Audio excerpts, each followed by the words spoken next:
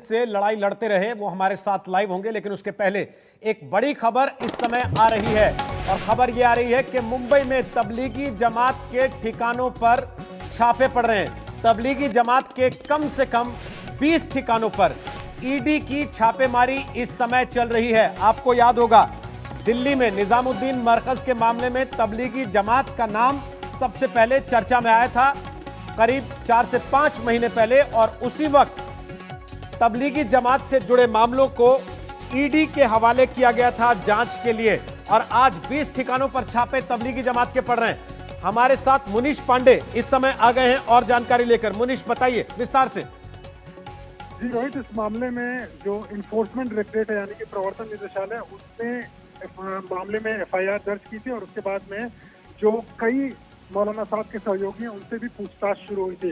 अब जो जानकारी हमें मिली है उसके मुताबिक ईडी 20 ठिकानों पर छापेमारी कर रही है। इसमें से कुछ ठिकाने मुंबई में हैं, कुछ ठिकाने दिल्ली में भी हैं। दिल्ली में वो ठिकाने भी हैं जहां पर खुद मौलाना साहब रहते हैं, यानी कि जाकिर नगर में भी छापेमारी चल रही है।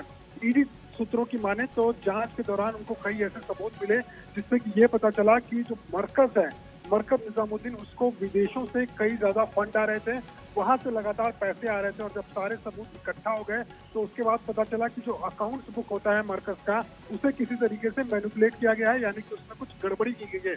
इसी वजह से ईडी अब यहाँ पर छापेमारी कर रही है 20 जगहों पर। मौलाना साहब को आगे आने वाले समय में पूछताछ के लिए बुलाया भी जा सकता है, लेकिन कहीं ना कहीं जो पिछले कुछ समय से लग रहा था कि मामला ठंडे बस्ते में चला गया है, वैसा नहीं है। ईडी का कहना है कि वो लगातार मामले की जांच कर रहे थे, कई सहयोगियों से पूछताछ कर लिए हैं और अगला कदम होगा कि जब मौलाना साहब को पूछताछ के लिए ईडी दफ्तर में बुलाया जाएगा। जी रोहित जी, लेकिन मौलाना साहब तो जब पूरा मामला चल रहा था, निजामुद्दीन मरकज निशाने पर था, उस वक्त भी किसी एजेंसी के हाथ आए नहीं थे।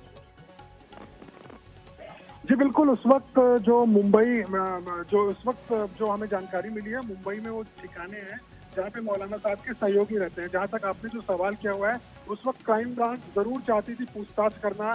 3 बार नोटिस भेजा गया, लेकिन शुरुआत में मौलाना साहब ने कहा कि कहीं ना कहीं वो क्वारंटाइन में है। पहले उन्होंने कोविड टेस्ट नहीं कराया, कोविड टेस्ट कराया तो वो सरकारी अस्पताल में नहीं कराया, इस वजह से पूछताछ हो नहीं पाई। कई सवाल खड़े हो रहे थे, लेकिन जब ईडी ने अपनी जांच शुरू की तो उसमें उन्होंने कहा कि सबसे पहले हमें उन लोगों से जांच करनी पड़ेगी जिनके अकाउंट में पैसे आ रहे थे।